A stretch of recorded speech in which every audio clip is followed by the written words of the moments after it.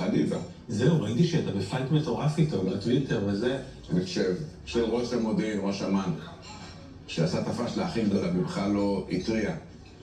בכלל לא היה מודע למה שקורה. שהיה יהיר, היה התרברב, והוא בכלל באילת ישן כשפה עושים את הדברים שעשו. ולא רק זה, גם אחר כך עשו לו מסיבת פרידה. תחשוב לעשות מסיבת פרידה לבן אדם שהוא הביא את הכישלון הכי גדול בתור ראש אמ"ן, וכמה שבועות אחרי, כשיש עוד חטופים בעזה, שהם מעונים, שמשתנים עליהם, שלא אוכלים, שמעורבים מהכל. הוא טס עם המשפחה שלו ליחדת פאר ביוון, שמה שהוא גרם. עוד קורה פה שכולם נמצאים בתוך הזה. אבל זה אני חייב לשאול אותך. אני מבין את הכעס שלך, ואתה אב שכול, וחליבה היה ראש אמ"ן וכל זה, אבל אתה בן אדם שעבר אסון מאוד מאוד גדול, ובחרת לחיות. אז מה, חליבה, אחרי שהוא אשם במודיעין הגדול, אבל לא מכניסים אותו לכלא. מה, בזמן הלחימה לא. היה עוד לחימה, אני לא יצאתי מהארץ בקושי.